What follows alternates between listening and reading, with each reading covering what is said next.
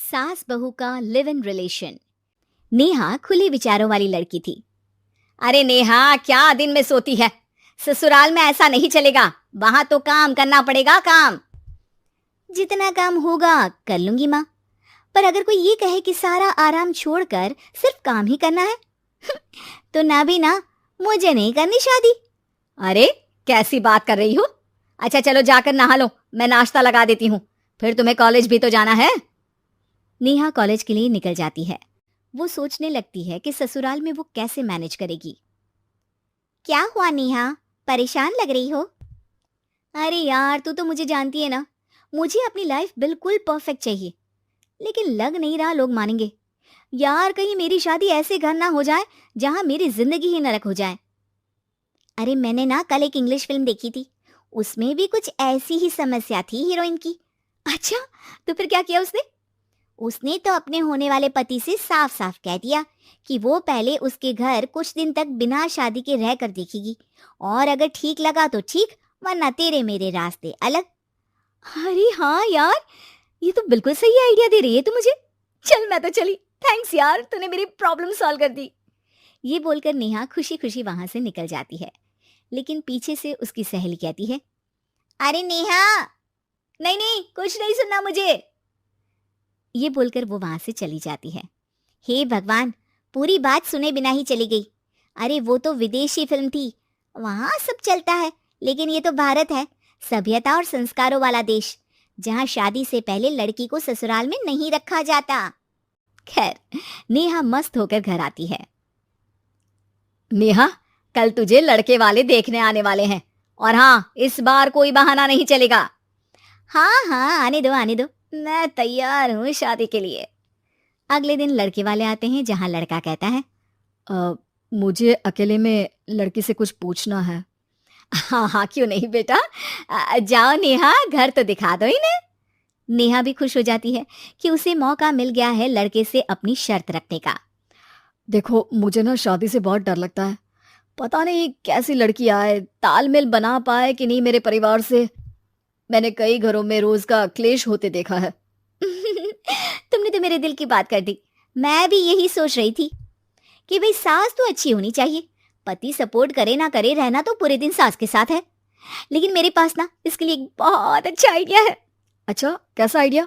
क्यों ना शादी के पहले मैं कुछ दिनों तक तुम्हारे घर आकर रह लूं, तुम लोग मुझे समझ लेना, मैं तुम लोगों को समझ लूंगी, ठीक लगा तो शादी, वरना टाटा बाय बाय। क्यों? लड़के को नेहा की बात में दम लगता है। वो घर के सभी लोगों के सामने नेहा की बात रखता है। अरे पागल हो गई है क्या? ये कैसी शर्त है? अरे शादी से पहले मैं क्यों तुझे किसी और के घर भेजूंगी रहने? अरे लड़की के ख्याल तो 20 साल आगे के हैं, इतनी भी खुले विचारों वाली लड़की नहीं चाहिए हमें। अरे माँ, क्या बुरा और गलत बोल रही है ये? रहना तो हम दोनों का है ना, कल को कोई परेशानी आई तो तुम सब तो ये बोलकर निकल जाओगे कि जिंदगी तुम लोगों को ही निभानी है, तुम लोगों को जो करना है करो। तब क्या करूंगा बताओ? सबके समझाने पर वो लोग मान जाते हैं। वाह, मैं 2-3 दिनों में पैकिंग कर लूंगी, तो आकर मुझे ले जाना। और नेहा पहुंच जाती है विशाल के घर। आओ आओ, ये रहा तुम्हारा कमरा। इस घर में तुम एज अ गेस्ट रहो, लेकिन माँ तुम्हें बहू की तरह ही ट्रीट करेंगे, और तुम भी उन्हें सास की तरह ही रखना। बस फिर क्या था, शुरू हो जाता है लिव इन सास बहू का ड्रामा। अरे चाय तो बना दे बहू। जी सासू माँ, अभी लाई। नेहा चाय लेकर आती है कि बस चाय लेकर आई हो, इसके साथ पकोड़े भी ले आती। लेकिन आपने तो बताया ही नहीं कि आपको चाय के साथ पकोड़े भी चाहिए। हाँ हाँ, अब तो पता चल गया ना। रात को खाना खाने के बाद नेहा किचन में खटर पटर कर रही होती है। क्या हो रहा है वहां नेहा? माँ जी, मैं ना रात को अदरक वाली चाय पीकर सोती हूँ, ये मेरी आदत है। अच्छा, तो जरा मेरे लिए भी बना देना। दोनों सास बहू रात को चाय पीती हैं। अगले दिन, नेहा, मैं मंदिर जा रही हूँ, मेरी साड़ी निकाल कर बेड पर रख दे। नेहा सास के लिए साड़ी निकाल कर रख देती है।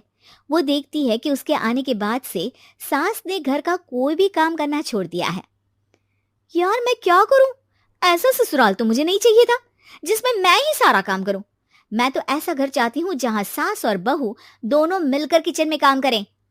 हे भगवान, रात को चाय पी ली, पेट में गैस बन गई, अब तो चला भी नहीं जा रहा है। मुझे तो ऐसी बहू चाहिए जो हेल्थ के प्रति कॉन्शियस हो, क्योंकि वो ठीक रहेगी तभी तो मैं ठीक रहूंगी। दोनों समझ जाती हैं कि वो लोग एक दूसरे के लिए नहीं बने हैं। अगले दिन नेहा, जरा चाय तो ले आना। नेहा चाय के साथ चिला भी बनाकर ले आती है। सास खा पीकर सो जाती है। अगली सुबह तेरी बुआ सास आ रही है, उसे मैंने तेरे बारे में बताया है। तभी वहां गंवार से एक महिला आ जाती है। चलो यहां से निकलो, कुछ नहीं है खाने के लिए, जाओ। ए नेहा, तमीज से बात करो, ये मेरी ननद यानी आशीष की बुआ है। हाय रे दैया, इतनी आकड़ वाली लड़की! अरे यही है ना जो शादी से पहले ही आकर बस गई है यहाँ पर। बस नहीं गई हूँ, बसना है या नहीं ये डिसाइड करने आई थी, लेकिन इन लोगों के रिश्तेदार इतने गंवार हैं तो मैं तो ना कर रही इस घर में शादी। और भाभी, और क्या कमी थी हमारे आशीष में जो आपने ऐसी लड़की की शर्तों को मान लिया? अरे वो तो आशीष के कहने पर मैं झुक गई, वरना ऐसी लड़की को तो मैं घर में घुसने भी ना दूं। ए हेलो, ऐसी लड़की कैसी लड़की? हाँ, बिना समझे बुझे शादी कर लूं? अब तो समझ गई ना कि हम लोग गांव के हैं। भाभी को खाट पर सोना और रिश्तेदारों का गांव से आना जाना तो लगा ही रहना है इस घर में। हाँ हाँ, मैं तो किसी मॉडर्न घर में शादी करूंगी। ये बोलकर नेहा वहां से चली जाती है। अपने घर में आकर नेहा कहती है, ना माँ ना, लिव इन में रहकर देख लिया, ये गांव के लोगों का कोई भरोसा नहीं है। खैर, नेहा की शादी एक मॉडर्न घर में हो जाती है, जहां सास कहती हैं, हे नेहा, मैं टेनिस खेलने जा रही हूँ, आओ तो जूस बनाकर रखना, और हाँ, वॉलनट्स और ओट्स भी बना लेना। जी माँ। माँ मॉम बोलो डार्लिंग, माँ इज ओल्ड फैशन। बेचारी नेहा सर पर हाथ रख लेती है। हे भगवान, ये सास तो सास ही होती है, गांव की हो या शहर की।